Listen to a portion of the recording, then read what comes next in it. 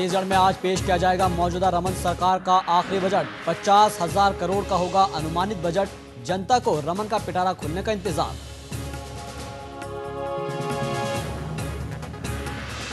विदिशा में सामने आई मध्य प्रदेश माध्यमिक शिक्षा मंडल की लापरवाही। यात्रियों से भरी बस में भेजे 10वीं 12वीं बोर्ड के परीक्षा पत्र और कॉपियां। अव्यवस्था के चलते गार्डों ने भी सुरक्षा को लेकर खड़े किए हाथ। अजमेर में सरकार की अनदेखी से निराश शिक्षकों ने की इच्छा मृत्यु की मांग। सावित्री कन्या कॉलेज के अधिग्रहण के चलते छीनी नौकरी। कॉलेज प्रबंधन ने भी जाहिर की लाचारी। मुरैना के जलालपुर ईंट भट्टे से छुड़ाए गए 22 बंधुआ मजदूर। एनजीओ की पहल पर पुलिस की मदद से मिली कामयाबी। सभी मजदूर छत्तीसगढ़ के जांजगीर चांपा के रहने वाले। और महू के चोरल डैम में एडवेंचर स्पोर्ट्स के दौरान पलटी बोट। बाल बाल बचे कलेक्टर। स्पोर्ट्स का उद्घाटन करने पहुंचे थे कलेक्टर।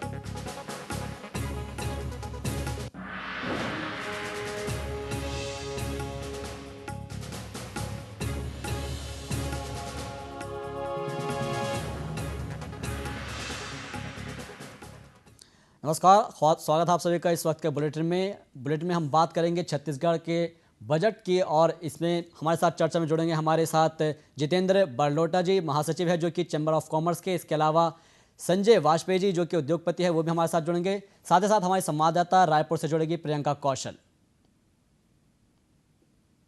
और आइए अब नजर डालते हैं छत्तीसगढ़ के आज के बजट पर, क्या कुछ खास रहने वाला है इस बजट में।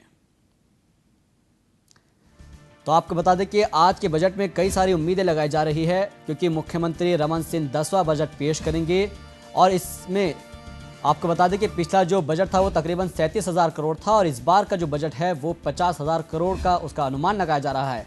आम जनता को कितनी राहत मिलेगी, ये अहम सवाल होगा इसमें। साथ ही साथ युवाओं के ऊपर कितनी नज़र रखी जाएगी इस बजट में, ये भी अहम सवाल है। इसके अलावा आपके किचन पर कितना असर पड़ेगा, ये भी अहम सवाल है। लेकिन आपको बता दें कि चुनावी साल है, तो लिहाजा बजट कुछ खास जरूर होगा। और पिछला बजट तकरीबन 37,000 करोड़ था, लेकिन इस बात की अगर हम बात करें तो इस बार के बजट में हर वर्ग को खुश करने की कोशिश की जाएगी। 2008 के घोषणा पत्र की अगर बात की जाए तो उनके वायदों को पूरा किया जा सकता है अपने मैनिफेस्टो के हिसाब से। साथ ही साथ युवाओं को रिझाने की भी कोशिश की जाएगी। शिक्षा और रोजगार के क्षेत्र में भी नई घोषणाएं की जा सकती है। और कृषि की अगर बात की जाए तो कृषि बजट में भी इजाफा हो सकता है। शिक्षाकर्मी, आंगनबाड़ी कार्यकर्ताओं को मनाने की कोशिश भी हो सकती है। इसके अलावा मुख्यमंत्री तीर्थ यात्रा योजना के लिए भी कई अहम प्रावधान किए जा सकते हैं। तो आपको बता दें कि मुख्यमंत्री रमन सिंह 10वां बजट पेश करेंगे। चुनावी साल है, लिहाजा बजट खास होगा, क्योंकि 2013 के अंदर चुनाव होने हैं, लिहाजा बजट भी चुनाव के हिसाब से बनाया जाएगा, क्योंकि वोटरों को रिझाने की पूरी कवायद में जुटेंगे मुख्यमंत्री रमन सिंह। और आपको बता दें कि युवाओं का अगर बात की जाए तो युवाओं को रिझाने के लिए भी अलग से एक जो तबका है, युवा का बहुत बड़ा तबका है, और युवाओं को रिझाने के लिए अलग से एक बजट का प्रावधान किया जा सकता है उनके लिए। उसके अलावा शिक्षाकर्मी, आंगनबाड़ी कार्यकर्ताओं को मनाने की भी कोशिश की जाएगी। साथ ही साथ मुख्यमंत्री तीर्थ यात्रा योजना के लिए भी कई बड़े प्रावधान किए जा सकते हैं। तो कुल मिलाकर देखा जाए ये बजट जो है काफ़ी अहम माना जाएगा इससे चुनाव के लिहाज से।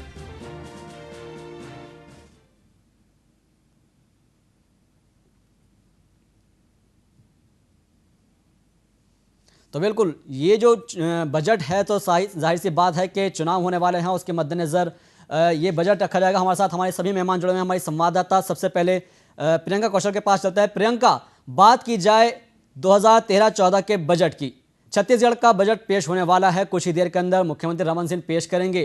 क्या लगता है कितनी ज़्यादा राहत मिलेगी बजट से? देखिए, मुख्यमंत्री रमन सिंह बतौर वित्त मंत्री अपने दूसरे कार्यकाल का आखिरी बजट आज पेश करने वाले हैं। और निश्चित तौर पर चूंकि ये चुनावी बजट होगा, 2013 के अंत में विधानसभा चुनाव होने हैं छत्तीसगढ़ में, तो सारे वर्गों को राहत देने की कोशिश इस मुख्यमंत्री इस बजट के माध्यम से करेंगे। कृषि का सेक्टर है, उसको लेकर बड़ी घोषणाएं होंगी, किसानों के लिए बड़ी घोषणाएं इस बजट के माध्यम से आज होंगी। उद्योगों को राहत देने की कोशिश सरकार करेगी। साथ ही साथ जो गृहिणियां हैं उनको भी राहत देने की कोशिश करेगी सरकार। कहीं ना कहीं वैट की जो दरें हैं, जो कर है, उसको कम किया जाएगा कई सारे उत्पादों में। और बहुत युवा वर्ग की भी हम बात कर लें, युवा वर्ग को भी रिझाने की कोशिश सरकार करने वाली है इस बजट के माध्यम से। तो जितने भी तबके छत्तीसगढ़ में हैं, चाहे किसान हो, युवा हो, बुजुर्ग हो, महिलाओं हो, उद्योगपति हो, सबको ही रिझाने की कोशिश सरकार इस बजट के माध्यम से करेगी। शाबाश प्रियंका, कहीं ना कहीं सबको रिझाने की कोशिश की जाएगी। बात अगर यहाँ पर की जाए महिला सशक्तिकरण की, महिलाओं की सुरक्षा के लिए, तो इसके लिए क्या कुछ नया प्रावधान हो सकता है इस बजट में? देखिए, महिलाओं की सुरक्षा की बात अगर करें तो कांकेर रेप कांड के बाद एक बड़ा मुद्दा प्रदेश में बन गया है महिलाओं की सुरक्षा। खास तौर से जो आदिवासी कन्या आश्रम है वहां रहने वाली बच्चियों की सुरक्षा को लेकर बहुत सवाल उठे थे सरकार पर। तो सरकार ने इस बजट के माध्यम से ये प्रावधान करने की कोशिश की है। ऐसी संभावना है शाबाद कि उन बच्चों की सुरक्षा के लिए एक बड़ी राशि का प्रावधान किया जाएगा। सरकार ने पहले ये घोषणा कर दी है कि 1000 होमगार्ड्स की भर्ती की जाएगी, आश्रम शालाओं में तैनाती की जाएगी। तो इस बजट में उसका प्रावधान किया जाएगा। ऐसी राशि आवंटित की जाएगी कि जो आश्रम शालाएं हैं, जो आदिवासी बच्चियां जहां पढ़ रही हैं रहकर, वहां पर सुरक्षा कैसे बढ़ाई जाए, उसके लिए एक अलग राशि का प्रावधान करने की संभावना इस बजट के माध्यम से है।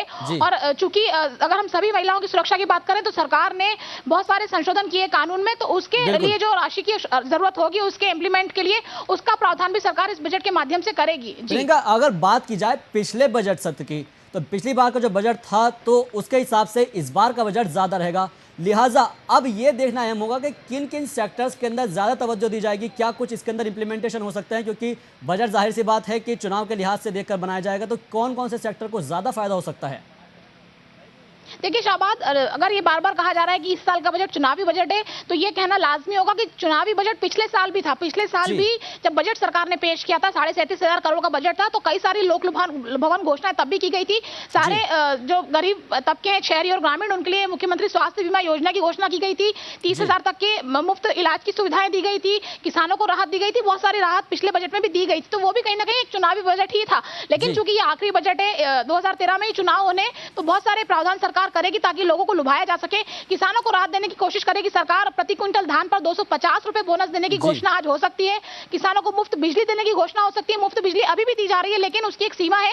6000 यूनिट तक ही मुफ्त बिजली किसान इस्तेमाल कर सकते हैं, जो इनके पास 5 हॉर्स पावर के पंप हैं। लेकिन अभी पूरी ही बिजली मुफ्त सरकार देगी, ऐसी घोषणा आज कयास लगाए जा रहे हैं। कहीं ना कहीं कयास लगाया जा रहा है। हमारे साथ जुड़े हुए हैं छत्तीसगढ़ चैंबर्स ऑफ कॉमर्स के महासचिव जितेंद्र बड़लोटा जी। बड़लोटा जी, आपसे जानना चाहेंगे, बजट आज यहां पर पेश किया जाने वाला है और इस बजट से आपको कितनी उम्मीदें लगती है?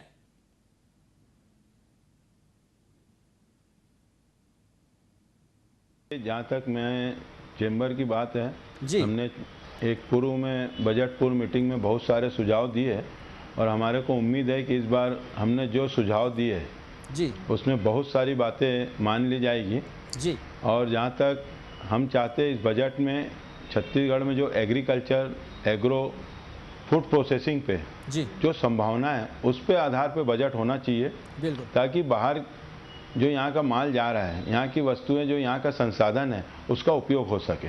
बिल्कुल। तो कहीं ना कहीं अगर जितेंद्र जी अगर बात की जाए पिछले साल के बजट की, तो पिछले साल के बजट से छत्तीसगढ़ चैंबर ऑफ कॉमर्स से में नाराजगी देखने को मिली थी और आप मुख्यमंत्री से मिलने भी गए थे।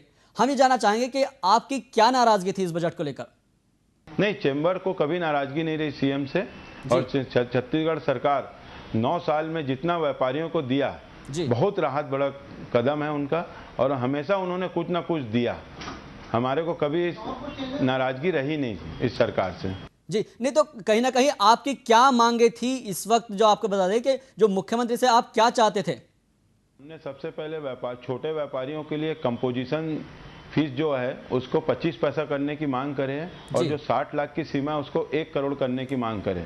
और इसी प्रकार उपभोक्ता वर्ग के लिए जो खासकर मोबाइल, आज हर आदमी को मोबाइल की जरूरत है, तो 2000 रुपए तक के जो कम के रेट के मोबाइल है उस पर हमने सरकार से निवेदन किया है कि 5% टैक्स किया जाए, ताकि हर 2000 रुपए से नीचे के 150 रुपए से 200 रुपए तक का मोबाइल सस्ता होएगा। उसी प्रकार के जो इस मार्बल, ग्रेनाइट, आज हर बिल्डर्स या जो भी बनाता है उसके लिए मकान सस्ता मिले, तो उसके हिसाब से हमने जितने भी टाइल्स है और मार्बल है, ग्रेनाइट है, वॉल स्टोन है, इन सब पे 5% करने की मांग की है। और इंडक्शन कुकर, जो कि गैस की किल्लत को देखते हुए आज घर में कंपलसरी हो रहा है और सभी वर्गों के लिए उपयोगी रहेगा, इसके लिए भी हमने सरकार से निवेदन किया कि इसको टैक्स फ्री किया जाए। जी जितेंद्र जी, इस वक्त हमारे साथ रायपुर से प्रदेश के जाने माने उद्योगपति संजय वाजपेयी जी भी जुड़े हुए हैं। संजय जी, आपसे जानना चाहेंगे कि चुनावी साल है और प्रदेश सरकार युवाओं को तरजीह देती रही है, आप भी एक युवा उद्योगपति है, ऐसे में आपके हिसाब से इस बजट के ये जो बजट है ये कैसा होने वाला है और आपको क्या क्या उम्मीद है इस बजट से? जैसे आप बोले चुनावी बजट है, तो बजट तो हमारे यहाँ पिछले 10-12 साल से आ रहा है लगातार। और जो पहला बजट था वो 3,000 करोड़ का था, वो आज 45,000 करोड़ पहुंच चुका है। मतलब हमारा विकास छत्तीसगढ़ का कैसे हुआ है ये हर साल देख सकते हैं। तो इस साल के बजट को आप चुनावी बजट नहीं बोल सकते। जैसा बजट हर साल प्रस्तुत होते जा रहे हैं और छत्तीसगढ़ जिस हिसाब से विकास की दर में बढ़ते जा रहे हैं, उस हिसाब से बजट बहुत अच्छा ही आएगा। नहीं, आपका कहना है बजट तो बहुत अच्छा आएगा, लेकिन संजय जी आप सफल व्यवसायी हैं, कारोबार को अच्छी तरह से समझते हैं। पिछले बजट और अभी की जो स्थिति है उसे आप किस तरह से देखते हैं? युवाओं के लिए जैसा भी एक अभियान चला हुआ है शासन के द्वारा टैबलेट देने का, तो इसका बहुत अच्छी चीज है ये, क्योंकि आज दिल्ली बॉम्बे के युवाओं से अगर हम छत्तीसगढ़ के और रायपुर के युवाओं की तुलना करते हैं तो हम आईटी सेक्टर में और लैपटॉप में और कंप्यूटर में पिछड़ते हैं हमारे युवाओं। तो ये बहुत अच्छी पहल है कि गांव लेवल तक एक टैबलेट आएगा और वो आधुनिक वैज्ञानिक को समझ सकेंगे और उसको आगे अपने आप को अपने जीवन में उतार सकेंगे। जहां तक युवाओं की बात है, खेल के लिए बजट होना चाहिए अलग से। जैसा भी एक आईपीएल मैच इस साल होने जा रहा है, पहली बार हमारे यहाँ ऐसा हुआ कि 5 साल पहले स्टेडियम बना और आज आईपीएल हो रहा है। तो आगामी जल्दी अगर ऐसे स्टेडियम में मैच हो पाएंगे तो हमारे जो प्लेयर रहेंगे, जो खिलाड़ी हैं, वो नेशनल इंटरनेशनल प्लेयर को एक साथ देख पाएंगे, तो हमारी भी प्रतिभाएं उभर कर सामने आएंगी। बिल्कुल, प्रतिभाएं उभर कर सामने आएंगे। लेकिन संजय जी यहाँ पर यह भी है कि प्रदेश में 33 करोड़ रुपए स्टेडियम के लिए स्वीकृत हुए हैं और स्पोर्ट्स यूनिवर्सिटी खोलने की बात कही जा रही है। आपके हिसाब से इसका युवाओं को कितना फायदा मिल पाएगा? आप जैसे बोल रहे हैं 33 करोड़ रुपए स्टेडियम के लिए स्वीकृत हुआ है, तो स्टेडियम में आज आईपीएल मैच का होना और इतने बड़े स्केल के मैच का होना और नेशनल इंटरनेशनल प्लेयरों का आना, ये हमारे शहर के लिए, स्टेट के लिए बहुत बड़ी उपलब्धि है। तो इसमें तो जो भी खर्चा हो, हमारे प्लेयर, हमारे पूरे जितने भी दर्शक हैं, इन सब के लिए सुरहनी बात है। जहां तक आप बोले युवाओं को आगे बढ़ाने की बात है, तो युवा जब तक हमारे स्टेट में ऐसे प्रोग्राम जो युवाओं को आगे बढ़ा सकते नहीं होंगे, लगातार हम टच में नहीं रहेंगे, तो हमारे युवा कैसे बढ़ पाएंगे? तो ये सबका प्रोजेक्ट, ये सबका बजट में प्रावधान होना बहुत ही जरूरी है। बिल्कुल, ये हमारे लिए प्रावधान होना बिल्कुल जरूरी है। जितेंद्र जी हमारे साथ जुड़े हुए हैं। जितेंद्र जी, मुख्यमंत्री डॉक्टर रमन सिंह विभिन्न योजनाओं के जरिए लगातार युवाओं पर फोकस कर रहे हैं और खेलकूद को बढ़ावा भी दिया जा रहा है, साथ ही विभिन्न वर्गों को भी रमन सिंह खुश करने में लगे हुए हैं। तो आपको क्या लगता है कि युवा पर फोकस का कितना फायदा मुख्यमंत्री को मिलेगा? बहुत अच्छा है ये प्रयास है। इससे निश्चित ही स्टेट राज्य सरकार को फायदा होगा और युवाओं को, जो आज जो मध्यम वर्ग के हैं, वो हर कोई टैबलेट खरीद नहीं सकते, उनको ये सब आने से, जिस प्रकार से आज आईटी युग बढ़ते जा रहा है, निश्चित ही इससे युवा वर्ग को फायदा होगा। बिल्कुल, तो कहीं ना कहीं युवाओं को फायदा होगा। जितेंद्र जी भी हमारे साथ जुड़े हैं। जितेंद्र जी, छत्तीसगढ़ के अंदर सीमेंट की कीमतों की अगर हम बात की जाए तो उसको लेकर लगातार विरोध होता आया है। आपको क्या लगता है कि इस बार के बजट में सीमेंट को लेकर कुछ राहत मिल सकती है या फिर नहीं? सीमेंट की कीमत की जहां तक बात है, सरकार को 100% कंट्रोल करना चाहिए, क्योंकि सीमेंट हमारे छत्तीसगढ़ में बहुत ज़्यादा बनता है और छत्तीसगढ़ का सीमेंट यहाँ के लोगों को सस्ता मिले, ये ऐसा प्रयास होना चाहिए। जी, तो कहीं ना कहीं लगता है आपको कि ये सस्ता हो सकता है। लेकिन संजय जी, आपके हिसाब से इन सब के बावजूद आपको कहां पर सुधार की गुंजाइश नजर आ रही है?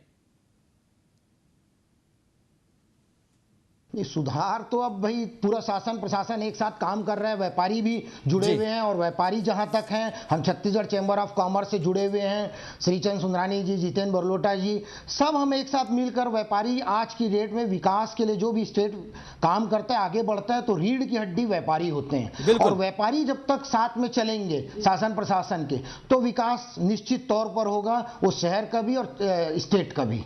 जी, तो कहीं ना कहीं अगर जितेंद्र जी बात की जाए, आपको क्या लगता है, क्या उम्मीद है इस बजट में, क्या हो सकता है? चैम्बर के अलावा आम जनता की दृष्टि से आपसे जानना चाहेंगे कि आपका अनुभव क्या कहता है, रमन सिंह के पिटारे में क्या कुछ खास होगा? हम लोग एक और व्यापार वर्ग से हट के बात करना चाहते हैं कि सबसे पहले तो सरकार को जो यहाँ के बुनियादी ढांचे है उसमें सुधार की गुंजाइश है, रोजगार के साधन उपलब्ध कराना चाहिए और कृषि के क्षेत्र में जो संभावनाएं आज सबसे ज़्यादा छत्तीसगढ़ में है, उसको यहाँ पर साधन उपलब्ध कराना चाहिए। और मेरा यही मानना है कि जो सिलेंडर आज हर घर में 12 सिलेंडर मिनिमम लगता है और केंद्र सरकार ने 9 सिलेंडर किया है, छत्तीसगढ़ सरकार को 3 सिलेंडर और बढ़ाना चाहिए और डीजल के रेट में सरकार को वेट की दर कम करना चाहिए, ताकि जो डीजल के रेट बढ़ते जा रहे हैं उसमें यहाँ के जन सामान्य को राहत हो सके। बिल्कुल, तो कहीं ना कहीं सामान्य राहत देनी चाहिए, लेकिन विशेषज्ञों का तो ये भी कहना है कि पिछले साल के बजट की राशि अभी खर्च नहीं हुई है, तो पहले तो वो राशि खर्च की जानी चाहिए और अफसरों पर लगाम लगानी चाहिए, क्योंकि तब जाकर कहीं ना कहीं व्यापारी वर्ग और आम जनता खुश होगी। ये सब बातें अलग मैटर है। जो राज्य सरकार का जो बजट है उसको तो फुलफिल होना ही चाहिए, और जहाँ तक ये योजनाओं की बात है, योजनाएं लागू होना चाहिए, और जिससे छत्तीसगढ़ की जनता शांति महसूस तो संजय जी, आपसे जानना चाहेंगे, आप क्या मानेंगे कि ये बजट व्यापारियों की उम्मीदों पर खरा उतरेगा?